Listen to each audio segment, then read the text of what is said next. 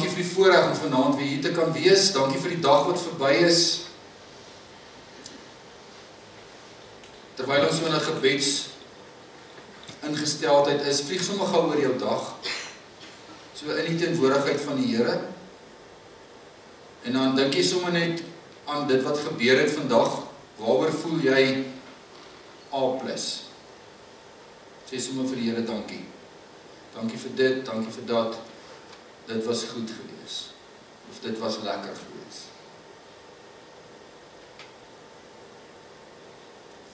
As jy weer so oor hom vlieg en gaan jy weer terug en dan vlieg jy weer oor hom. Miskien het jy so hou in die wind gekry iewers vandag. Miskien was daar iets wat jy totaal opgemors het. As jy die dag kan terugwen en kan rewind, dan sal jy asseblief net nie dit vandag weer wil doen.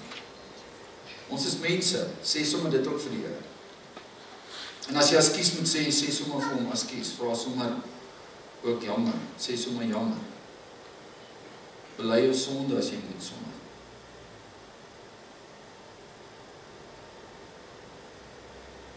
En as jy nou vandag presies môre net so gaan oorkry, wat sal jy anders doen?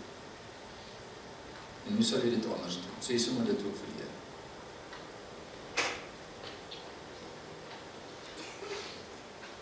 Miskien het jy hulp nodig en dalk het jy die Heilige Gees nodig om jou dit anderster te laat doen, want jy het vandag dalk weer gesoog onder daai eie ek.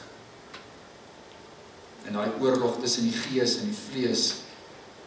En die vlees het net vandag weg. Miskien het jy sommer net die behoefte om nou vir die Heilige Gees te sê, asseblief, ek het U nodig.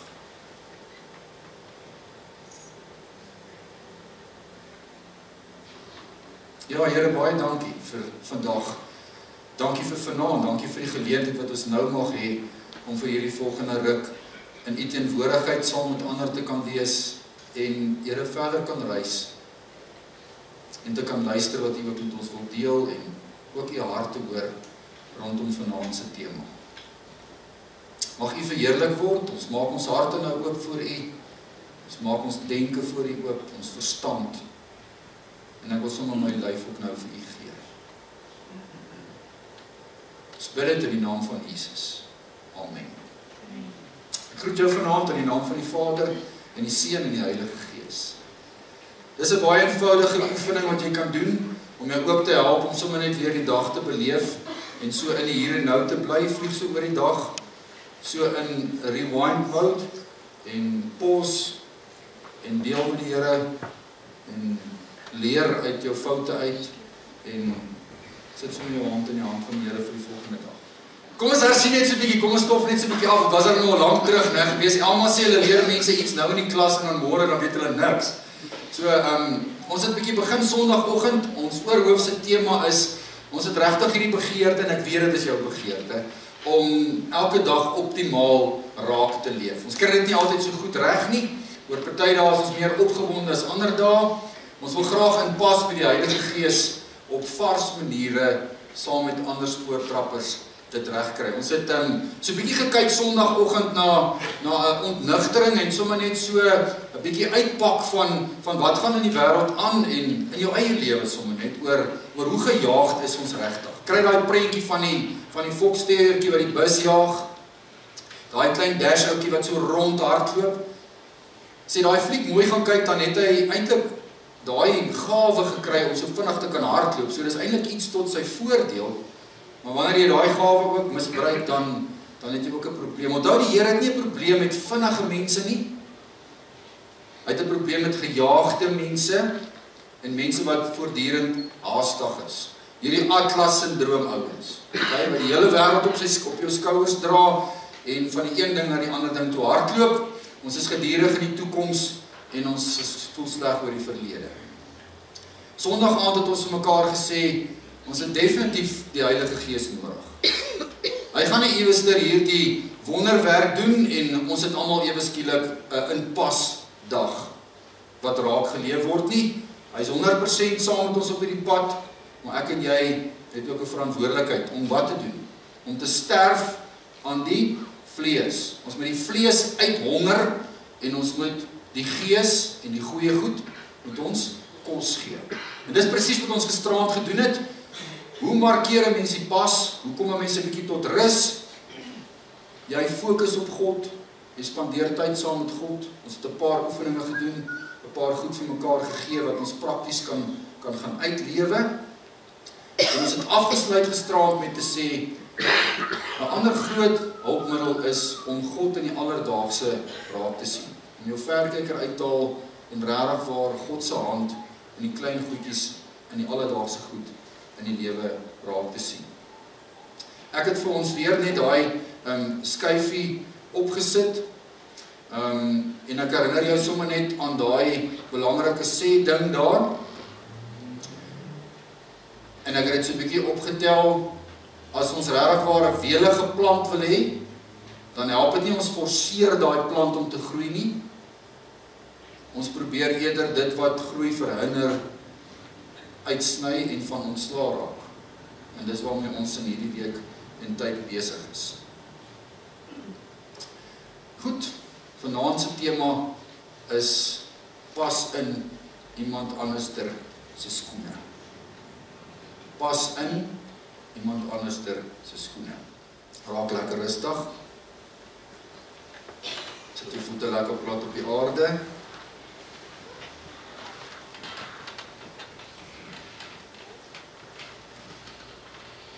Bewus van die oomblik.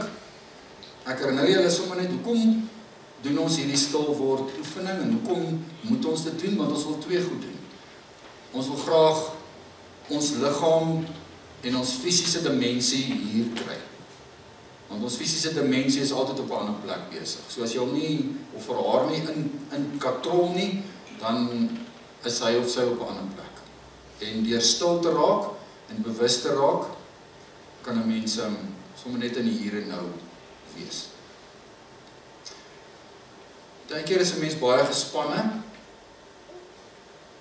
En dan kan jy sommer hierdie oefening doen. Jy kan die hand waarmee jy nie gewoonlik skryf nie, kan jy so terwyl jy toe sit, kan jy daai arm vat. En dan kan jy hom regtig waar so hard as wat jy kan jy hom saam pers, sodat jy voel jou spiere en alles is saam gepers.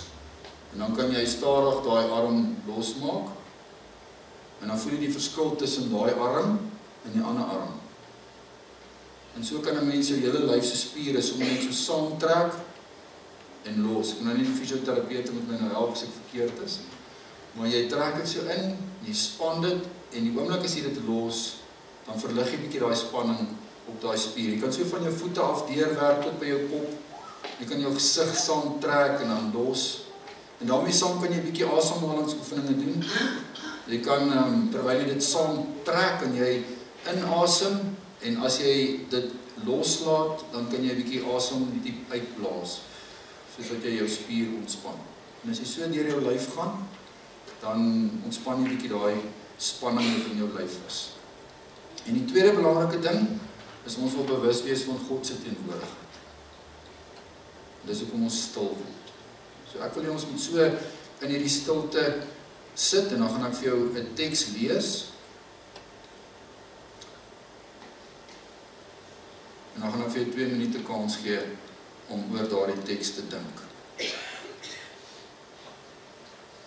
Ek lees vir ons vanaand Lukas 10 vers 25 tot 37. Daar was 'n wetgeleerde wat aan Jesus 'n strikvraag wou stel.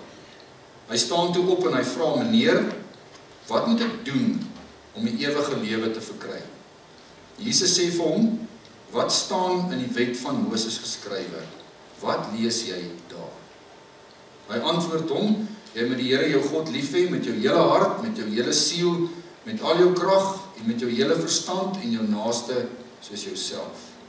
"Jy het reg geantwoord," sê Jesus vir hom, "gaan doen dit en jy sal die lewe verkry." Maar die wetgeleerde wou homself handhaaf en hy vra toe vir Jesus: "En wie's my naaste?" Jesus gaan toe nader daarop in deur te sê: "Toe 'n man eenmaal op pad was van Jerusalem af na Jerigo toe, het rowers hom aangeval. Hulle het hom kaal uitgetrek en hom geslaan dat hy half dood bly lê en toe het hulle pad gegee. Dit gebeur toe dat daar 'n priester met daardie selfde pad langs kom En toe hy hom sien, toe gaan hy ver langs verby.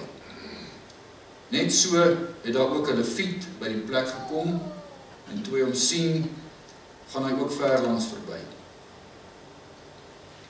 'n Samaritaan wat op reis was, het op hom afgekom. Toe hy hom sien, het hy hom innig jammer gekry.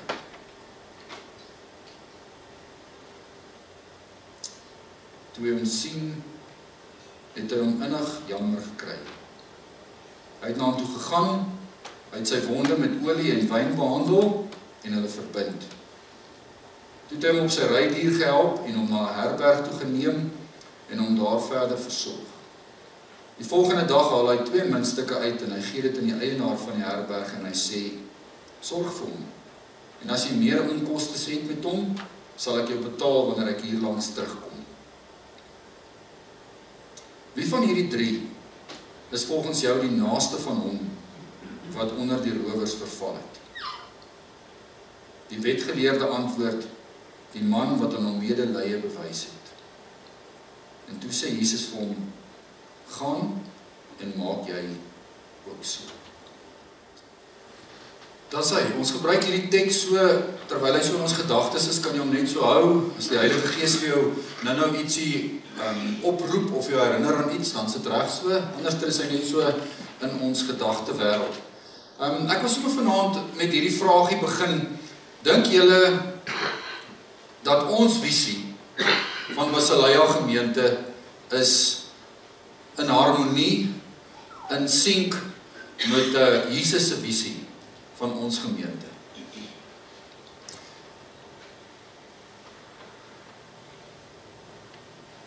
Ok, mens kry verskillende soorte gemeentes.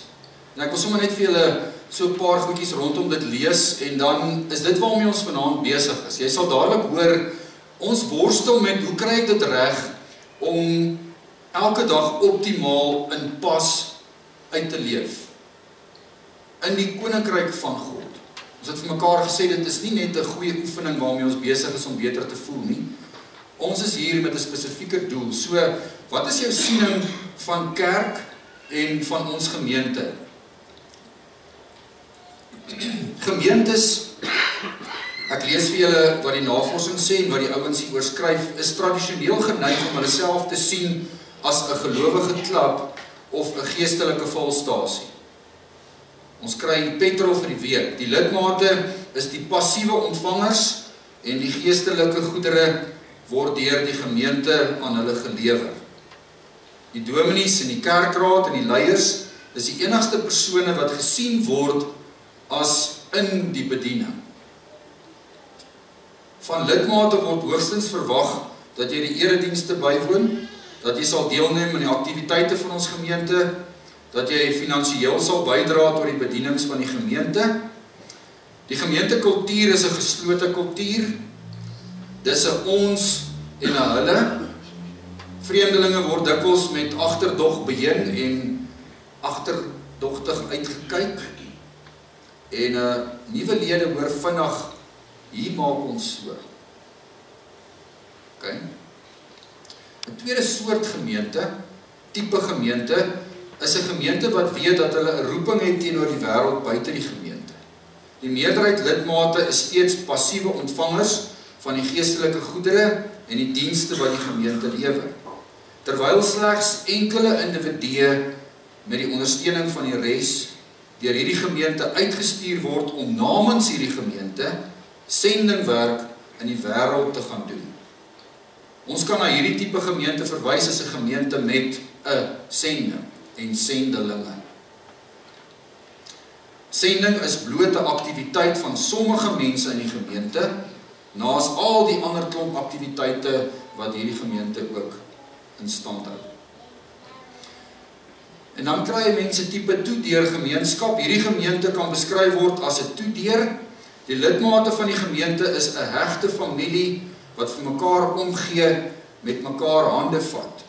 Daar's egter baie min ruimte vir buitestanders om in hierdie binnekring in te kom. Alle aktiwiteite fokus op die onderlinge sorg en die omgee vir mekaar. Daar's weinig belangstelling vir buitestanders of vir die omgewing waarbinne hierdie gemeenskap leef en bestaan en waarvan hierdie kerk deel is. En dan kry jy 'n gestuurde of 'n missionêre gemeente. 'n Gemeente aan 'n mission. 'n Gestuurde gemeente verstaan dat die hele gemeente God se sendelinge na die wêreld is. Elke liewe lidmaat is deel van hierdie gestuurde roeping van die gemeente en die hele lewe van die gemeente is hierop gefokus. Alles wat in die gemeente gebeur is daarop gerig om die hele gemeente en die bediening vanuit die woord vir hierdie roeping te vorm en te bemagtig. So dis die verskillende soorte bedienings of gemeentes wat 'n mens kry. En as ons nou vandag onsself hier iewester moet posisioneer binne in hierdie gemeente of hierdie beskrywings, waar dink jy pas jou siening van kerk in? Wees nou eerlik, ons is in Pinkster besig om 'n bietjie dieper te delf. Ons wil nie vanaand net al die regte antwoorde hoor nie. Wat is jou siening van kerk? Wat is jou siening van hierdie gemeente? Is dit 'n gelowige klub of 'n geestelike volstasie? Is dit 'n gemeente met sendelinge? Dion, ek praat onder korreksie. Hoeveel het ons nou op hierdie stadium wat ons gemeente ondersteun? 10 sendelinge. So Basileia gemeente is 'n gemeente met 'n sending. Ons is besig met 'n klomp groet hier binne in die gemeente, maar ons het gelukkig 10 ouens wat ons ondersteun wat die wêreld vir die Here wen. Die 8 biljoen. Of ons is 'n toedeur gemeenskap waar ons lief is vir mekaar en ons geniet mekaar en dis lekker om hier te wees. Ons eet brood saam, ons kuier saam, ons sing saam, ons deel saam, ons bazaar, laat die rook op ons staan saam, heerlik.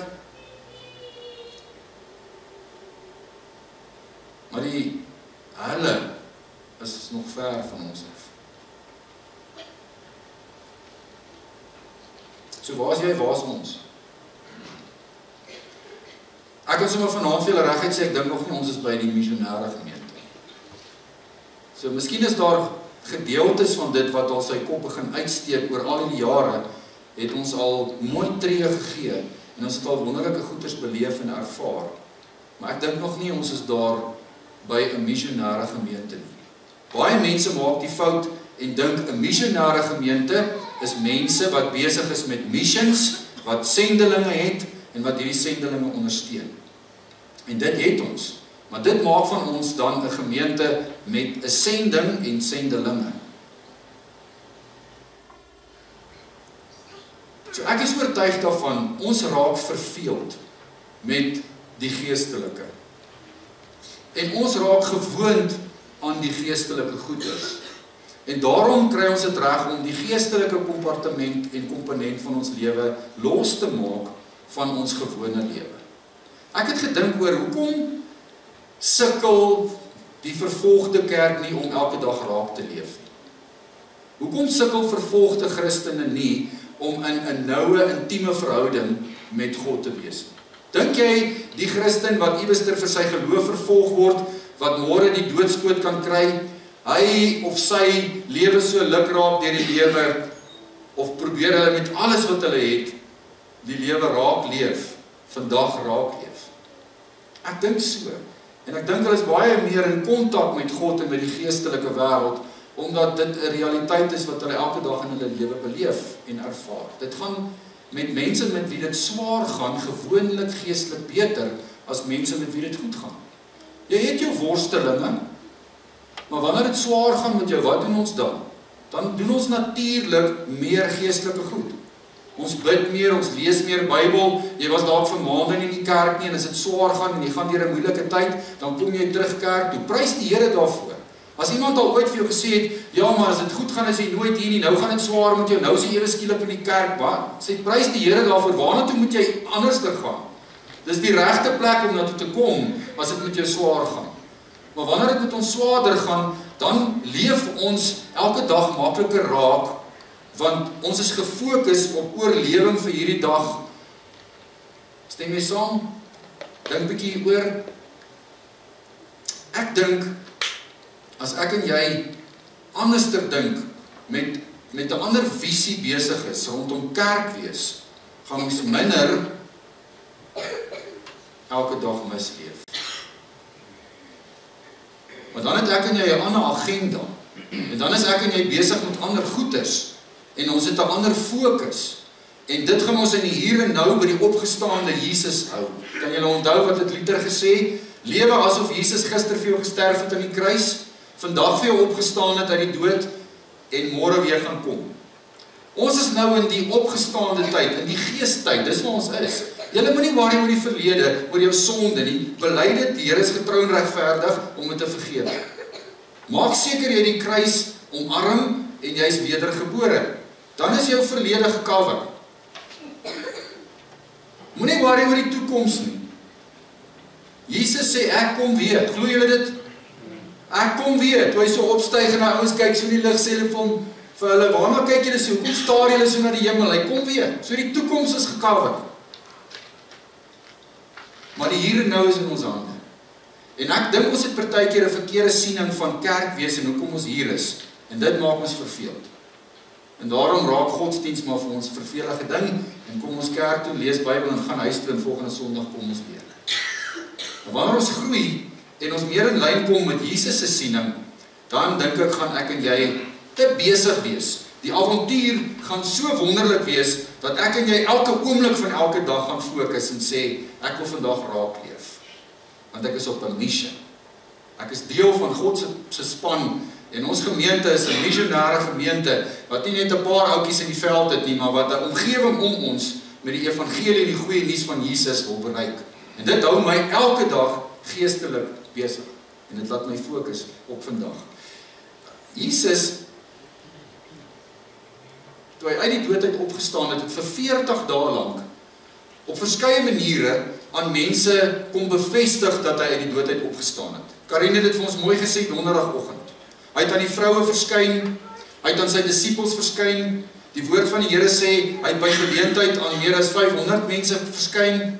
Hy het vir 40 dae lank het hy met die mense, met die volgelinge, sy disippels gepraat, en die woord van die Here sê, hy het hulle geleer. Waaroor dink jy hy het met hulle gepraat? Waaroor dink jy het hy hulle geleer?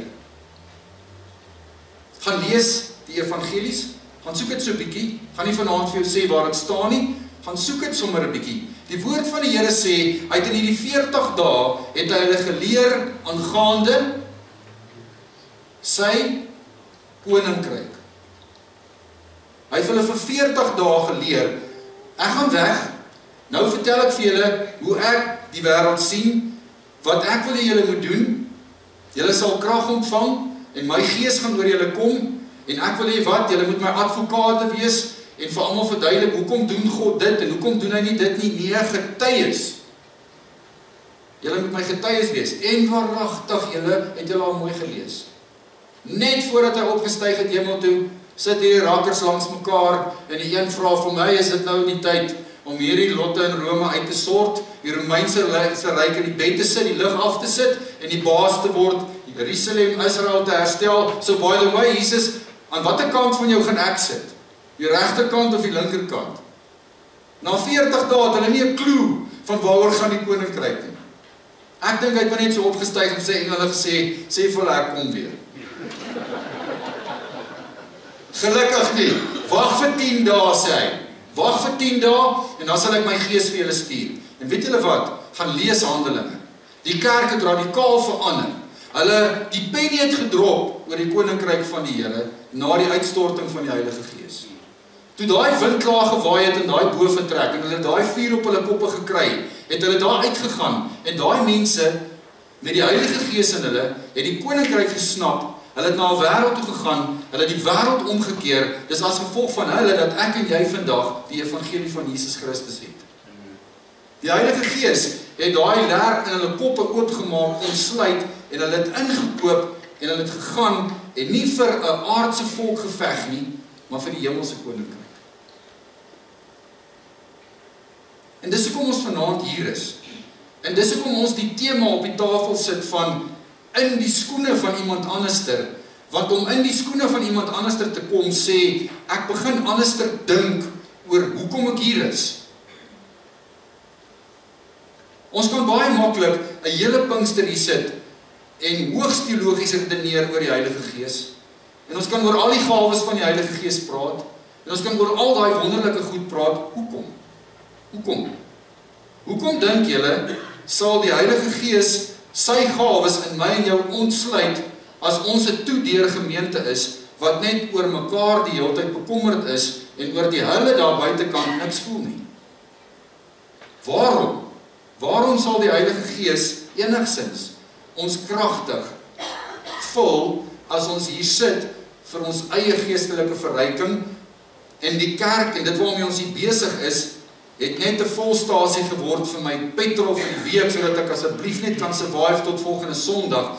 God se prentjie vir die kerk en vir julle en vir ons en vir Basileia gemeente is baie groter as dit.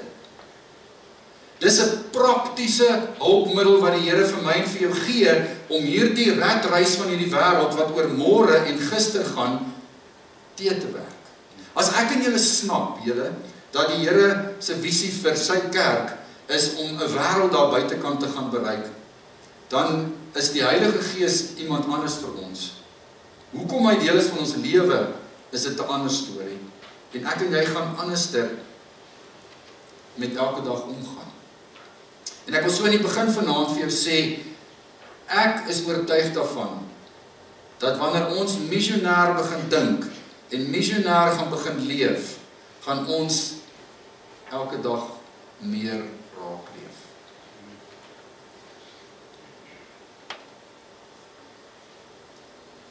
Ek lees 'n storie van iemand wat hierdie staproete gaan stap, dis in die Drakensberge. En dit is 'n 17 kilometer roete. En hy het dit gaan doen saam met 'n groepie ouens en hulle het gestap. En toe hulle so end gevorder het, toe sien hy een van die groeplede raak bietjie agter. En toe hy by hom kom, toe sien hy die sool van sy skoen het afgeskeer. En hy is besig om met hierdie stukkende skoen, is hy nou besig om so te hink en pink in hierdie Drakensberge. Dis nie die maklikste staproete onder die son nie. Dit het 'n redelike steil helling en dit is 17 kilometers. Toe hulle die aand by die kamp kom, toe gaan sit hy by die ou en hy praat met hom en toe die ou sy skoene uittrek, toe sien hy hierdie ou se voete is vol van die blaase. En so besef hy môre moet hulle daai 18-17 kilometers terugloop na hulle karre toe. En so besluit hy toe die volgende môre om sy voet in daai ou se skoen te sit en die 18 kilometers in sy skoen terug te stap. Dit was nou nog voor hierdie tyd gewees. Hierdie goeters het eers later gekom. Dit is daai 5-finger tipe skoene wat jy so insit en dan kry elke toon kry sy eie plekkie en jy kan 'n komrits hardloop met daai goeters. Maar daai ou se skoen het nie 'n sool gehad nie en hy het hom stikkend geloop. En die ander ou het gesê, maar ek gaan my voet in daai ou se skoen waag.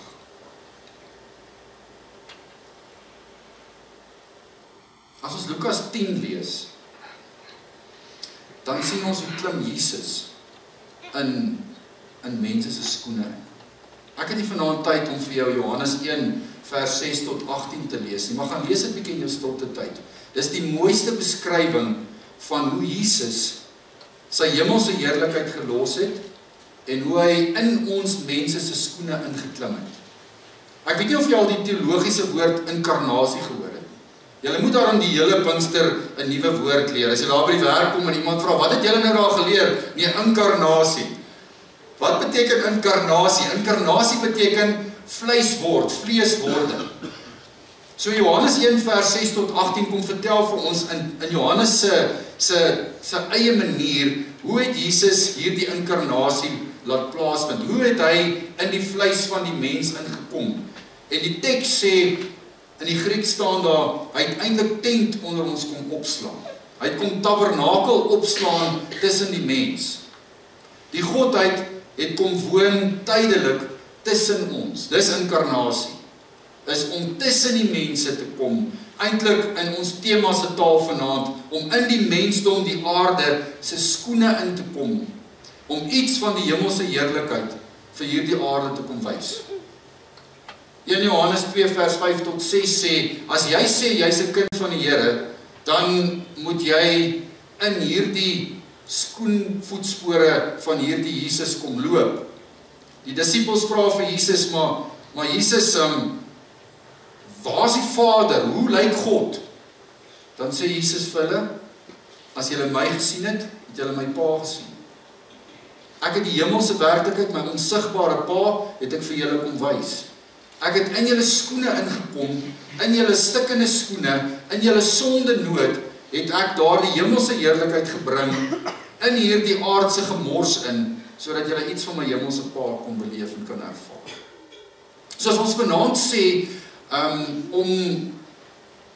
om elke dag optimaal raak te leef, het ek nodig om in iemand anders se skoene te klim. Dis 'n vars manier om elke dag raak geleef te kry. Moet ons dit doen op die voetspoor van Jesus. Hy het dit vir ons kom wys. Die gelykenis van die barmhartige Samaritaan is eintlik net 'n verdere prentjie van hoe lyk dit as iemand in iemand anderster se skoene inklim.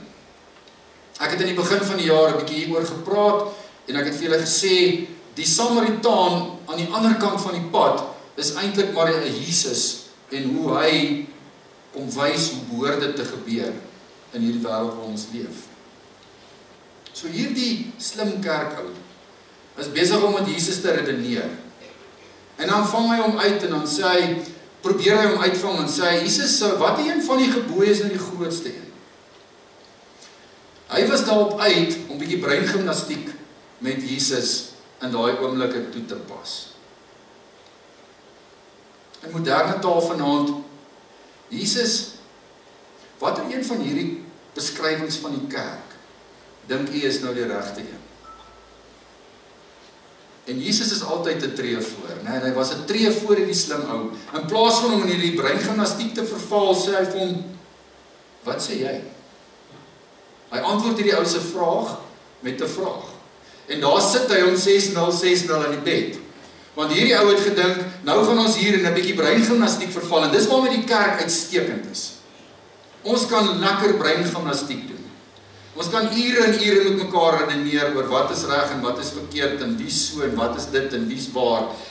En ek wonder baie keer as ons 'n vraag met 'n vraag antwoord of ons nie verder kan vorder as wat ons die hele tyd vasloop nie. Ek dink die Here Jesus is so skerp hier en hy kom sê vir hom, wat sê jy? En hierdie ou sê, jy moet die Here jou God lief hê met jou hele hart, met jou siel en jou krag en alles wat jy het en jou naaste soos jouself. Doen dit, dan is alles reg. Maar Here, ekskuus tog, wie is my naaste? Is daar sekere skoene waarin ek gelukkig, dankie Vader, nie nodig het om in te trap of te probeer inkom? Dan sê Jesus vir hom, kom ek vertel jou 'n storie van iemand wat in 'n ander ou se skoene ingeklim het. Wat oor die pad geloop het na die ander kant toe. Julle ken die verhaal.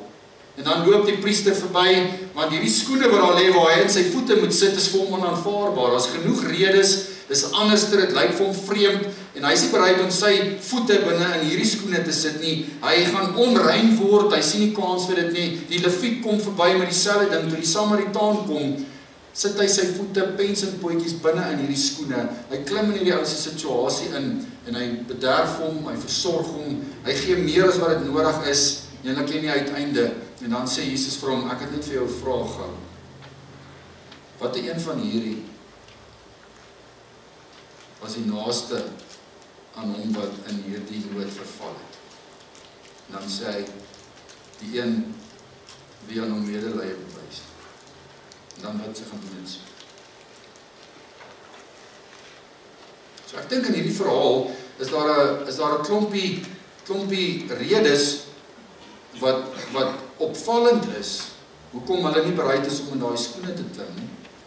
En as ek en jy vanaand oor hierdie onderwerp begin dink, en ons praat oor skoene, en jy loop saam met my, dan wil ek vanaand so in die begin sê, as ons praat oor, die kerk is groter as net onsself, die kerk is meer as 'n volstasie, as 'n petrol vir die week, Basileia gemeente is meer as net 'n kerk met 'n sending en sendelinge, waaroor ons wonderlik opgewonde is, en wat ons ondersteun, en wat ons Sondag ons geloofsoffer gaan hernie, en waarmee ons 'n verskil maak.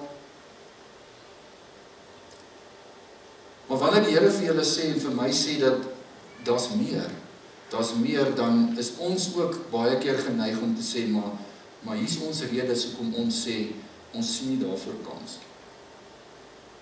En wat is jou redes, wat keer dat jy nie in hierdie skoene inklim, of hierdie visie van Jesus dalk vanaand omarm nie?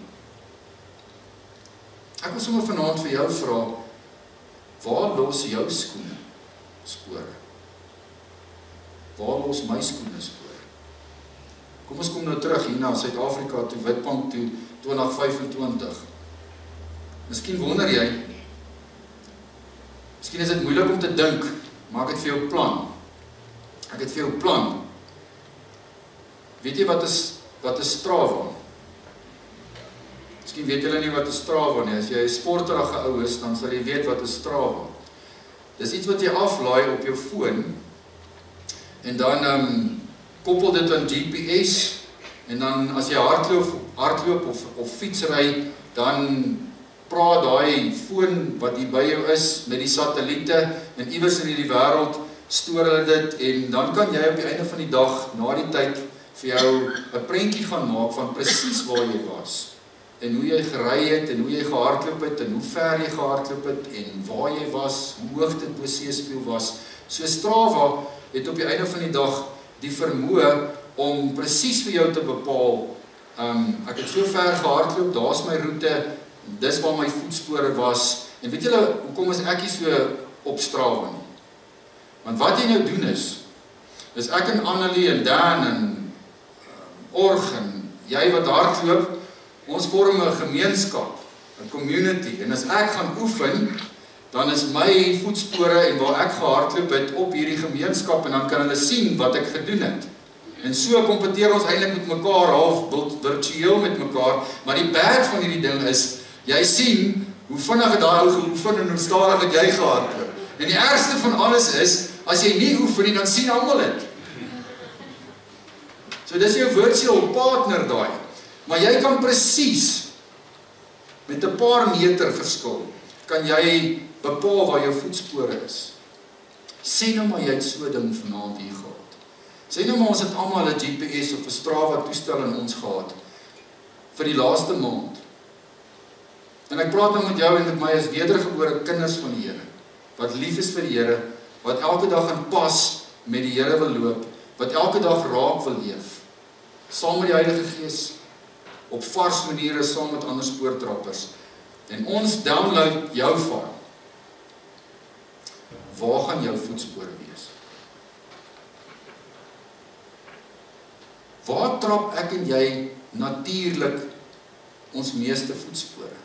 Waar is ek en waar's jy gewoonlik? En jy moet nie vanaand voel soos 'n heiden nie. Jy moet nie vanaand voel hier kom die vuur nou nie. Nee.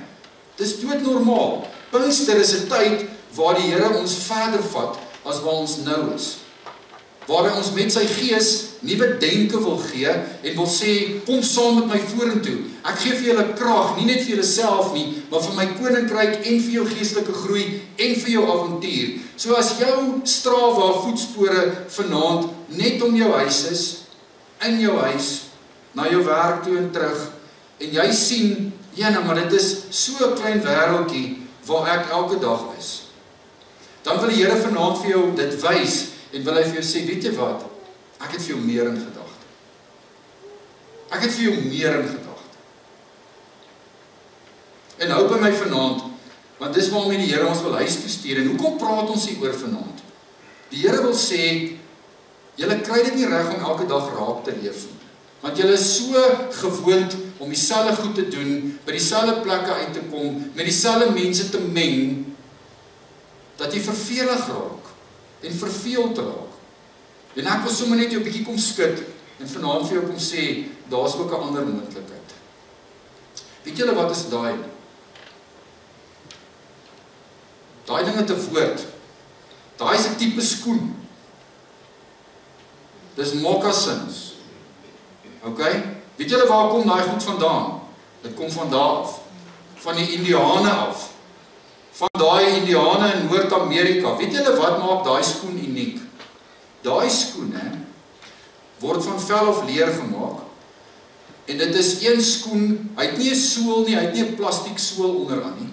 Dis vel en hulle maak hom in die vorm van 'n skoen en hy word net met 'n naad bo vasgewerk. En die wonder van daai skoen is dat jy presies kan voel waar jy trap. Jy is in kontak met die grond onder jou. Daar is nie 'n stuk plastiek tussen jou en die aarde nie. Nou soos wat hierdie moderne wêreld van ons nou besig is, het ons nou daai pragtige Indiaanse ding gaan vat en ons het nou sulke moderne pantoffels daarvan gemaak. En wie van julle het sulke pantoffels? Ek soek sulke pantoffels vir Vadersdag. Ek het vir my kinders gesê, dis wat ek soek. Ek soek sulkes. Okay? Daai pantoffels lyk nog baie dieselfde. Hulle het ook nie 'n plastiek sool onder nie. So die lekker van daai ding is jy's in kontak, as jy jou voete binne in daai pantoffel sit, is jy in kontak met die aarde. En jy kan voel. En die slim mense sê, dis hoekom ons baie keer so sukkel. Dis omdat ons nie meer kaalvoet loop. As ons kaalvoet loop en ons het ons voete op die aarde en daai klippe steek jou en jy voel 'n bietjie, jy trap op iets hard, dan gebeur daar iets in jou lyf. Ons is nie gedurig op plastiek. En nou het hulle dit nog 'n entjie verder gevat. En hulle het nou van daai Indiaanse skoen het hulle nou sulke goed gaan maak. How to wear it. Dink daai Indiane sê julle is mal man. Jy trek die goed aan, jy loop in die veld, jy's in kontak met die aarde, jy voel hoe dit voel. Nou het ons hierdie goed, bruin is of swart is of rooi is of wat anders. Die Here se plan met my en jou is dat ons daai velskoen sal aantrek, dat ons in kontak sal wees met hierdie aarde en miskien net moet jy jou voet probeer in 'n ander ou se in kry. Julle wonder seker vanaand hoekom het ek so aangetrek. Ek dink julle kan nie hou nie. Julle gee allerlei komplimente en julle praat allerlei mooi storieetjies, maar julle sê, wat is die ou se storie van sy ma? Nee, ek het my beste probeer om vanaand soos 'n voelverskrikker te lyk. Om so op te lyk tussen julle, dat julle na my kyk vanaand en sê, hierdie ou kom van 'n ander planeet af. Ek dink julle het vanaand hier gesit, wees nou eerlik, haal julle vlekkies af en sê, gelukkig is ons nie deel van sy wêreld. Okay? Daar's ouens wat soos hy is, gelukkig is ons nie so nie. Ons het dan vanaand ordentlik aangetrek. Ek het tot snaakse skoene aangetrek. Ek het my heel beste uitgehaal vanaand, om soos 'n voelverskrikker tussen julle te lyk. Weet julle wat? Ek lyk vanaand soos 'n stomme rugbytry, Saterdag op Loftus. As jy 'n stomme rugbytry Saterdag aantrek Loftus toe, something wrong. Ek lyk vanaand soos 'n Nadal ondersteuner by Roland Garros, wat met Wagga Dijk speel, hy's nie daar nie. Dit wat ek vanaand probeer doen is ek lyk vir jou vreemd. En as ons na ander ouens se skoene kyk, hier's baie verskillende skoene hier. Dit lyk anderster, ons het opinies oor hierdie goeters. Hier's van hierdie skoene wat jy vanaand sê, ek sal dalk my voete in hierdie sit, maar aan daai never. Ek sal daai goed aantrek, maar môre toe moet hulle nou huis. Daai skoentjies, ja. Maar weet julle wat? Ons lyk baie keer vir die wêreld ook so. Ons lyk vir die wêreld baie keer net so vreemd. Ons is so min in kontak met die wêreld, dat as die wêreld na kerkmense kyk, na ons kyk, dan lyk ons vir hulle soos voelverskrikkers. En ons jaag hulle weg. En ons kyk na hulle, en ons, en hulle, en hulle, en ons, kom nie mekaar uit nie. En Jesus sê, dis my passie, dat jy in daai ander skoene sal inklim, wat nie jou eie is nie. Want dis wat kerk is. Dis eintlik wat kerk is. So ons is vanaand hier om so klein bietjie ons grense te kom skuif. Jy kom sit nie hierdie Pinkster hier net om beter te voel en om huis toe te gaan geestelik gediens nie. Jy kom Pinkster bywoon want die Here het vir Basileia gemeente 'n volgende tree in gedagte. Die Here kom sê vir Basileia gemeente, maak julle tentpenne bietjie los. Julle moet weier gaan. Basileia spoortrappers, dit is tyd om jou voete in ander mense se skoene te begin kry. En om jou voete in 'n ander ou se skoen te kry, is 'n uitdaging. Dis nie natuurlik nie. Ek weet nie of ek my voete binne in daai ander ou se skoene sou gesit het daar iewers op pad Drakensberge toe nie. Wanneer laas het jy 'n ander ou se skoene aangetrek? As jy hoor jy moet vanaand jou skoene uitruil en jy moet 'n size 7 soek en daai 7 aantrek, gaan jy sê nou huis. Waar's my Dettol? Okay? Waar's my voetskimmel, poeier en ek weet nie wat alles nie, né? Ek weet nie of ek dit sal doen nie. Maar okay, kom ons vat dit nou vanaand geestelik. Basileia gemeente, ons kan nie 'n volstasie wees nie.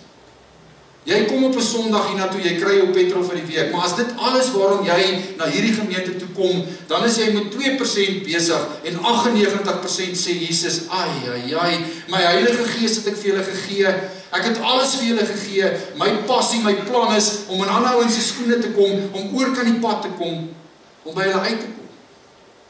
As jy vanaand sê, ons is 'n gemeente met 'n sending, prys die Here, ons het 10 sendelinge. Prys die Here. Daar's 8 biljoen mense op hierdie aarde. Daar's 8 biljoen mense. Ek weet nie soveel mense bly in Witbank nie. As dit jou prentjie is van hierdie gemeente, dan dink jy hieronder. As jy vandag sê, maar hoekom ons hier is om vir mekaar om te gee. En dit is ons enigste rede. En ons is 'n toesirkel. En mense sukkel om hier in te kom. En as mense wat vreemd is hier inkom, ons bekyk, dan hoor hulle, hier maak ons so. Jan Cronje en Esme Everhard se programmetjie deur die jare op Springbok Radio, so maak 'n mens. So kook jy hierdie kossies. Jesus sê, nou wys, ek het nie my lewe gegee vir dit nie.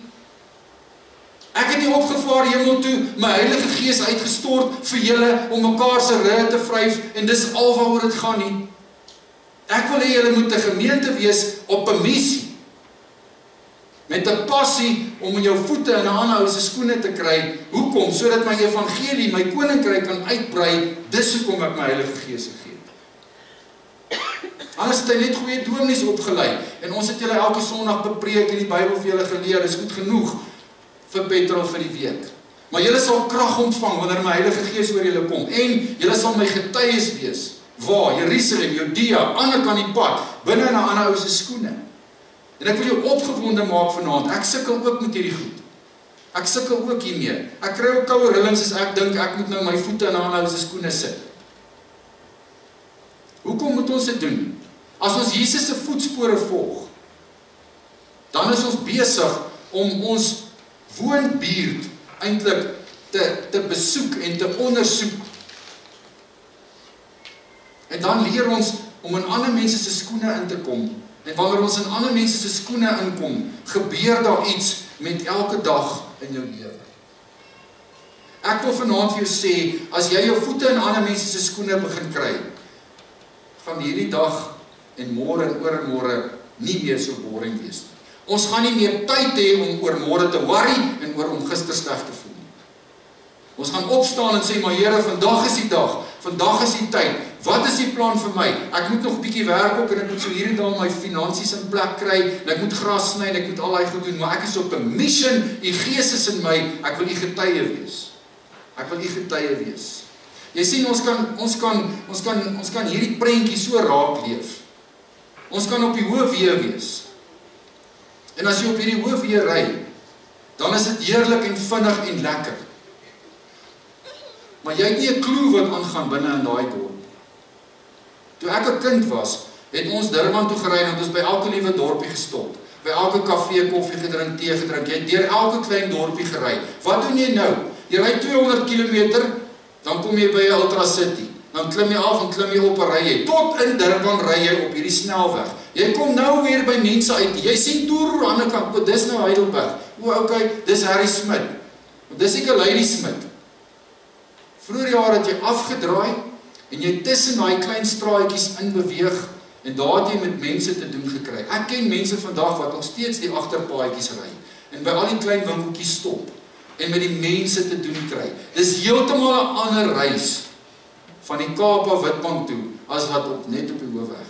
Ek is so bang dat ons op die hoofweg is, dat ons die Gees van God in ons het, maar dat ons nie meer afdraai om in die dorpie in te gaan, om tussen die mense in te kom, om van die hoofweg af te kom en by die mense uit te kom, wat so hard op Jesus se hart lê. Where we are and who we spend our time with influences the way we see and the way we respond. En jy sal hoor waarna toe ek vanaand op pad is. Ons is op pad na inkarnasie toe. Om in iemand anders se skoene te kom beteken ek moet in iemand anders se lewe kom. Ek moet in iemand anders se vel kom. Want as ek iemand anders in my ruimte in toelaat, dan kry ek deernis vir ander mense en ek begin ander mense nader in my hart toelaat en daar gebeur ietsie binne in my. Ons is te geïsoleer. Ons is te op ons eie. Ek dink die Here het vir ons 'n plan. Ek dink hy wil vir ons help. Ek dink hy wil vanaand vir ons 'n paar praktiese goedjies gee om jou te help om in iemand anders se skoene in te kom. Ons het genoeg verskonings. Jy kan vanaand sê ek is veilig en ek is gemaklik daar waar ek bly. Ek weet nie wat is my bure se naam nie, ek worry nie. Dit het niks met my te doen. Dan sê Jesus vanaand vir jou, jy is deel van 'n geslote kerk. Of jy is deel van 'n kerk met 'n sending. My definisie van kerk is 'n missionêre kerk wat sy voete in ander ouens se skoene moet kry. So wat moet jy doen? Ek en jy, Basileia, gaan weer met ander mense met wie ons nie natuurlik tyd spandeer, gaan ons weer moet begin skouers keer. Ons gaan oor ons grense moet kom. Ons natuurlike ding waarmee ons gemaklik voel, is birds of the same feather flock together. As jy lyk soos ek lyk, dan is ek gemaklik met jou. As jy doen wat ek doen, is ek gemaklik met jou. As jy maak soos ek maak, is ek gemaklik met jou. Totdat jy doen wat ek nie van hou nie. 'n missionêre kerk, ouens wat in ander mense se skoene klim en trap, sê ek weet wie is ek. Onthou ons het vir mekaar gesê, een van die eienskappe, een van die voorregte van om vervuld met die Gees te wees, is 'n gesonde identiteit. Jy weet wie jy is. Jy weet wie jy is. So as ek my voete in 'n ander ou se skoene sit wat anderster as ek is, wat anders dink as ek, wat anders optree as ek, beteken dit nie ek verloor my identiteit en ek is ewe skielik soos daai persoon. Ek is net bereid om van die hoofweg af te gaan en af te draai en by iemand anderster uit te kom, sodat ek iets van hierdie goeie nuus wat in my is, op een of ander manier, soos wat Jesus vir ons kom wys het toe hy mens geword het, dalk vir daai persoon wat die Here op jou pad bring, op 'n manier te wys. So jy moet vanaand vir jouself vra, waar is ek? En waarmee is ek gemaklik? En daar is sekere goed waarmee ek gemaklik is, en daar is sekere goed waarmee jy gemaklik is. Om in iemand anders se skoene te kom, moet jy naby aan daardie iemand anders te kom. Ek kan hier staan en sê, maar ek wil so graag in daai blou pantoffels kom. Ek kan dit nie hou nie. Ek wil so graag in daai skoene. Ek wens ek kan voel hoe dit voel. As ek nie naby aan hierdie goed kom nie, gaan ek nie die voorreg hê of die geleentheid kry om my voete hier in te sit. So die heel eerste ding wat ons vir mekaar moet vra is kom ons gaan vat ons geestelike strawas. Kom ons gaan vra vir die Heilige Gees. Help my, waar spandeer ek die meeste van my tyd? Met wie spandeer ek dit?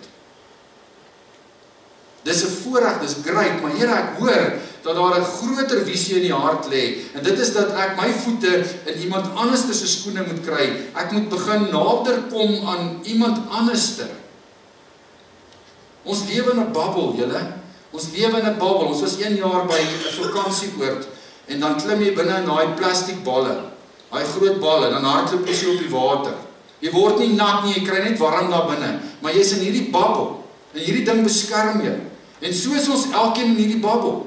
Jou persoonlikheid, jou voorkeure, jou afkeure, die lewe wat met jou gebeur het tot nou toe, alles plaas ons in hierdie bubbel. En jou bubbel en myne lyk verskillend. En die Here kom sê vanaand deur sy Gees, ek wil julle verder vat, Basileia gemeente.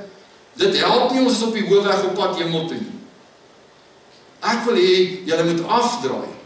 En elke een van julle moet eerlik wees en julle moet vanaand sê, wie is die hulle in my lewe? Na wie verwys ek as hulle? Want as ek en jy verwys na hulle, dan is daar 'n hulle en 'n ons. En dis 'n goeie ding om sommer net vanaand vir die Heilige Gees te sê, help my, help my, help my om uit hierdie bubbel uit te kom. Help my om verder te dink as net wanneer ek gemaklik is. En dan die tweede belangrike ding is ons moet ander mense begin raak sien. Ons moet hulle raak sien. Ons sing daai liedjie, Open the eyes, of Open my eyes, Lord, so that I can see. Nou, ons sing dit in die kerk. Ek dink ons moet in hierdie tyd, as ons elke dag wil raak leef, moet ons vir die Here sê, open my eyes, Here, sodat ek ander skoene kan raak sien, in wie se voete, of in wie my voete dalk moet inkom.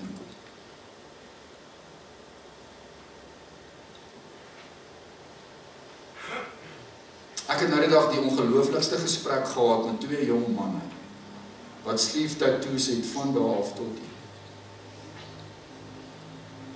Ek stap in die winkel in en ek sien hulle sleeves, en ek sien hulle raak. Gelukkig prys die Here, dankie Vader, die Heilige Gees, het op daai oomblik nie my babbel, uit my babbel gebars.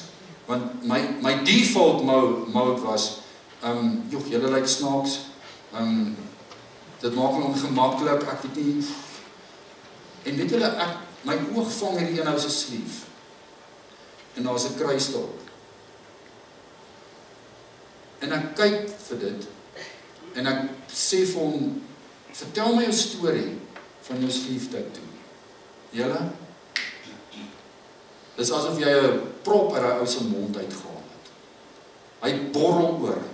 Hy vertel vir my van dit, hy ruk sy hemp af, sy hele rug agter dit, hy so groot kruis op met 'n voël op. Hy vertel vir my waaruit hy kom en hierdie goed vertel alles van dit en dat, en ek staan daar en hier binne in my hart sê ek, "Jogg, Here, ek is ongemaklik." Maar soos wat hulle met my praat, kom die ander ouetjie by en hy maak sy hemp oop en is net sleeves en hy vertel vir my al hierdie goeters.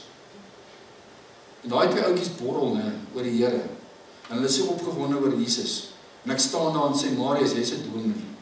Dis jou werk." Maar ek is jammer om te sê dat ek min daar so opgewonde oor die Here is soos daai 2 ouetjies.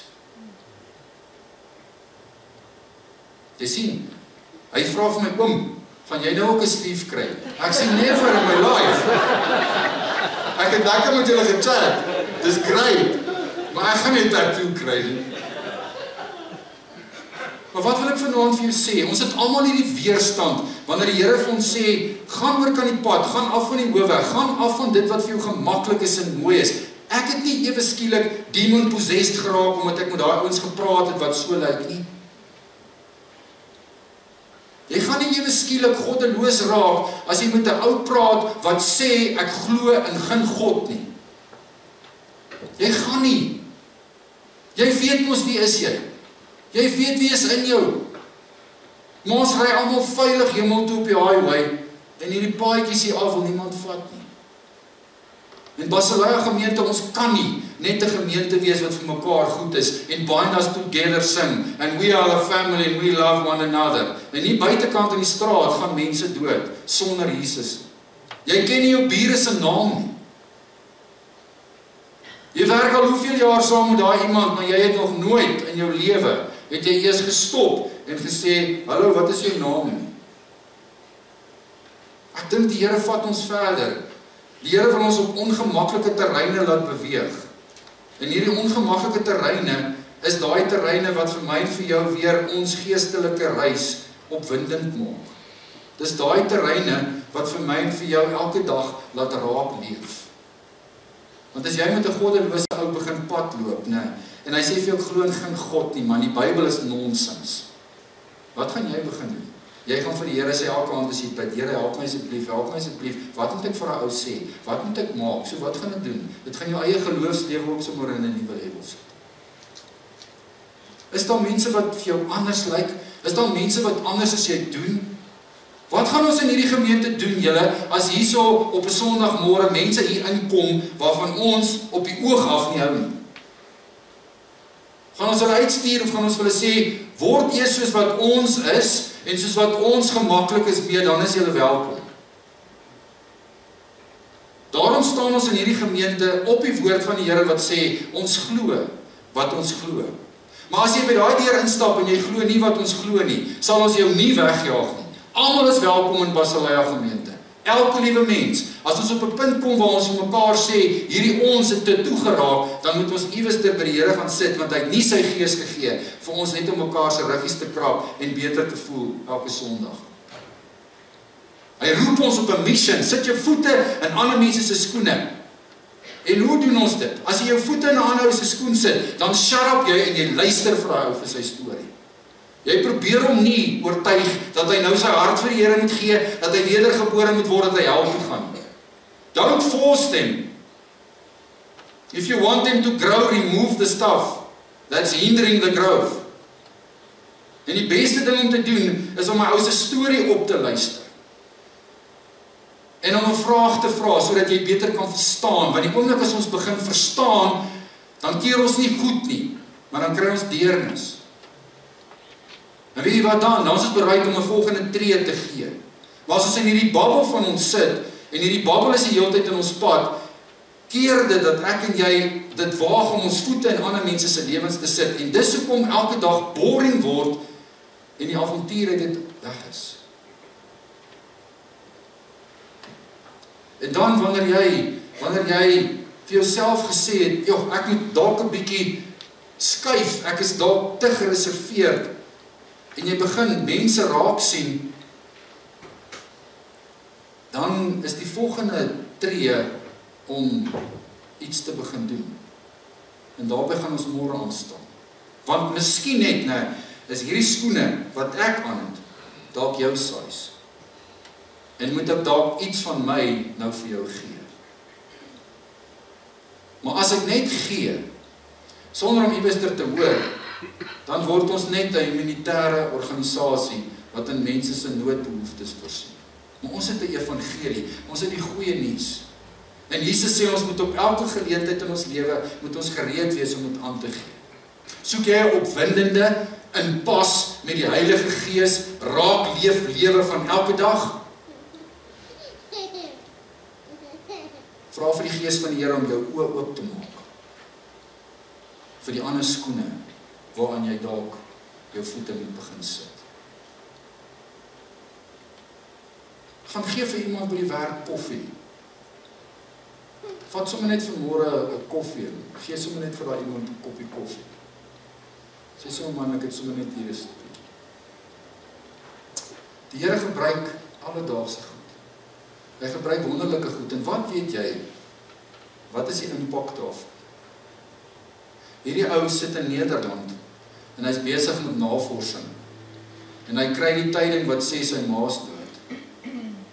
En hy sit deur in Nederland en hy sit daar en hy stoksiel alleen en hy's alleen en hy's hartseer en hy reël al die vlugte en hy moet terugkom Suid-Afrika toe, maar hulle het 'n gebruik gehad in hulle huis dat hulle Sondag nie kos gemaak het. Hulle het Sondag die week se kos wat oor is opgeëet. Is daar van julle wat so opruit? Hulle het so gewerk. So wat het hulle gedoen op Sondag? Hulle het Marmite broodjies en tee en koffie geëet. Dit was Sondag se kos. En terwyl hy so sit daar, En hy is so hartseer en hy is so te neergedruk, klop iemand aan die deur. En toe hy die deur oopmaak, dis dit sy buurman wat daar langsom in die woonstelblok bly, met 'n bord, met Marmite broodjies en 'n koppie tee. In sy lewe het hy nooit vir haar gesê, dis wat hulle Sondag doen nie. Uit die bloute uit sê hy, daag hy op by sy deur op, hy bring vir hom 'n beker tee met 'n bord Marmite broodjies. Wie's dit? Die Heilige Gees het in daai ou se hart gesê, moenie vir my vra nie, maak Marmite broodjies en tee en gaan gee dit vir haar, want ek weet, dis wat hy nou nodig het. Gaan klim in sy skoene in. Ek is so opgewonde oor hierdie goeters. Julle, ek weet net, die Here gaan ons gemeente verder vat. Ek wil nie in Witbank bekend staan as die gemeente wat 'n lekker bazaar kan organiseer. Dis die byboete, dis lekker. Daai oupa band wat speel is great. Hierdie gras wat so doodgetrap is, wonderlik. Maar wanneer ons 'n gemeente is wat sê, weet jy wat? Ons het 'n passie om in ander ouens se skoene te klim. Hoekom? Sodat ons op die einde van die dag die skat wat binne in hierdie kleipot is, hierdie evangelie, hierdie goeie nuus met daai ou te kan begin deel. Ek wil jou huis toe stuur vanaand en ek wil jou so bietjie rek. Ek wil vanaand vir jou gaan vra om hierdie huiswerk te doen. Ek wil vir jou vra, wil jy nie vir God vra om vir jou iemand te wys in wie se skoene jy moet klim? Ek gaan nie sê wie dit is nie, ek weet nie. Gaan net met 'n oop hart na God toe en sê, in wie se skoene moet ek klim? In wie se wêreld moet ek inkom? Wie moet ek raak sien? En na wie toe moet ek begin uitreik? Maar wat? Jy moet nou vir iemand, jy moet vir die Here vra, Here, sal jy asseblief vir my iemand stuur wat 'n ander kultuur, en 'n ander godsdiens, en 'n ander background as ek het. Ek soek asseblief nie nou die ou wat in dieselfde geloof glo, en dieselfde kerk bywoon, en dieselfde godsdiens, en dieselfde musiek smaak het, ek soek iemand wat met 'n ander agtergrond het, iemand wat anders as ek is.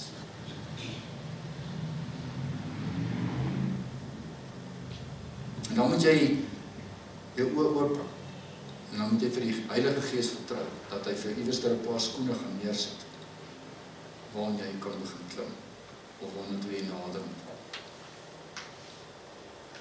En wanneer jy so iemand gevind het, asseblief, moenie hom of haar jou maak nie. Luister. Luister na jou se storie. Luister.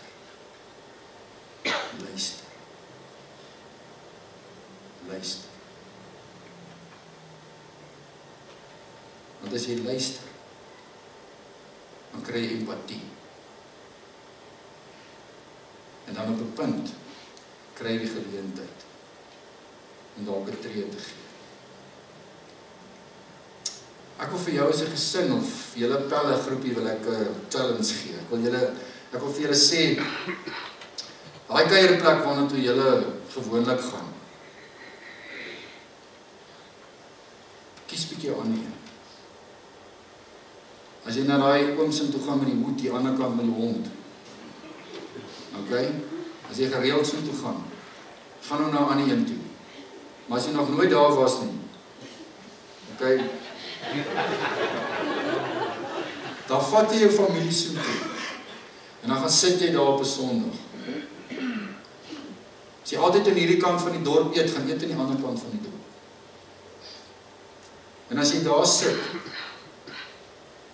daar aan die ander kant, dan sê jy vir die Here, open my eyes, Lord, so that I can see.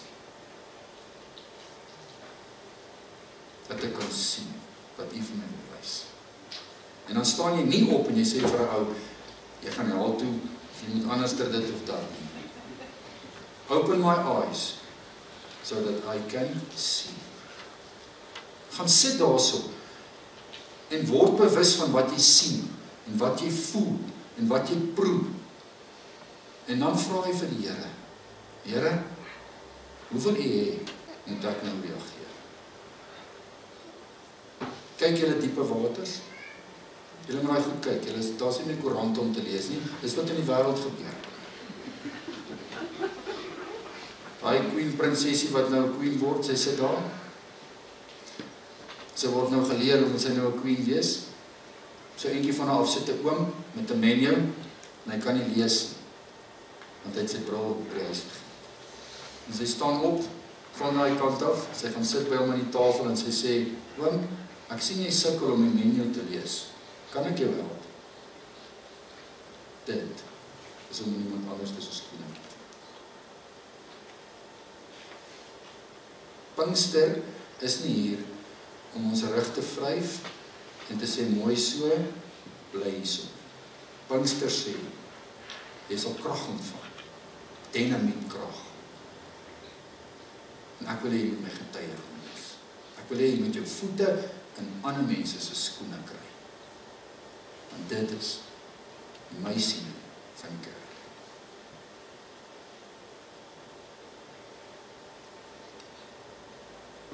Wat sê die Here vanaand vir jou? Môre aand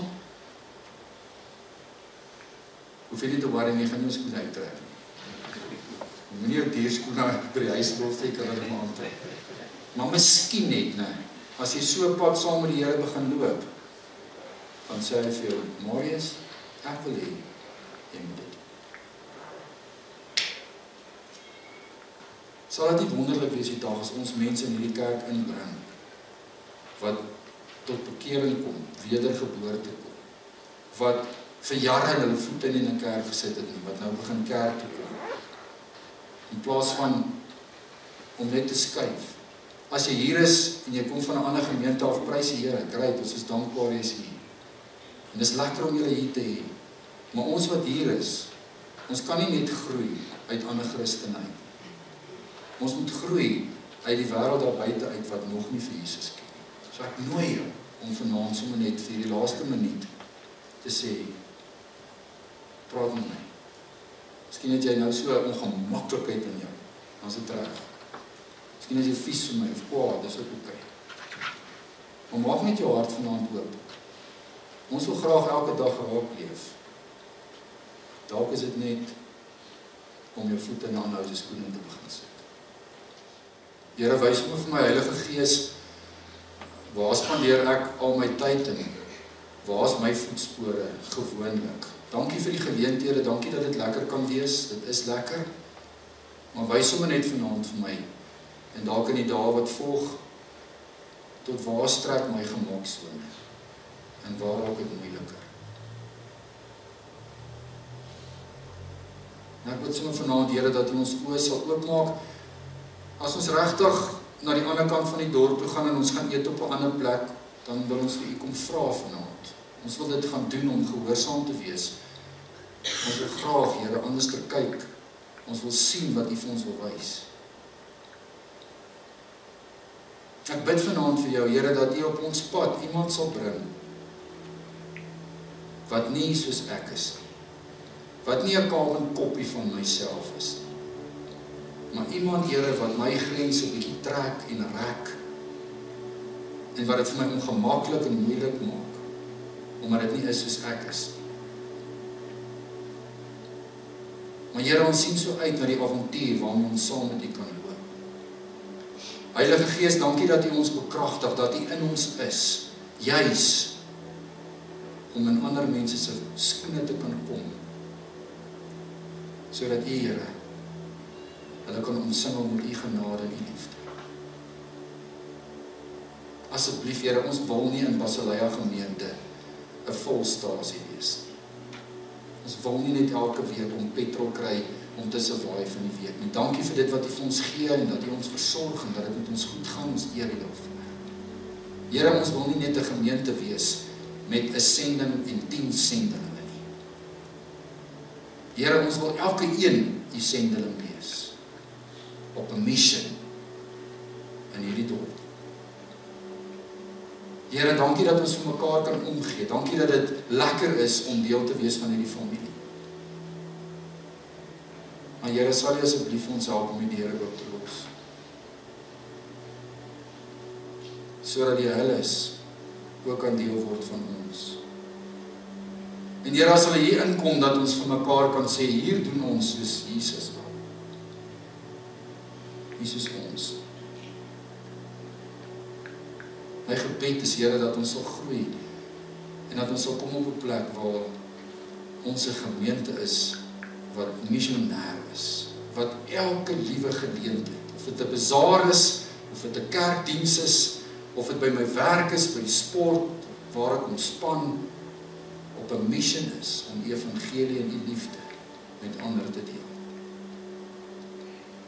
Dankie Jesus, dat U opgevaar het hemel toe, en dat U U Gees gegee het. Dankie Heilige Gees, dat U vanaand in ons is. En ons wil graag, Here, saam met U, ons voete in ons skoene begin sit. Ek bid dit vir jou, vat dit vanaand. Amen.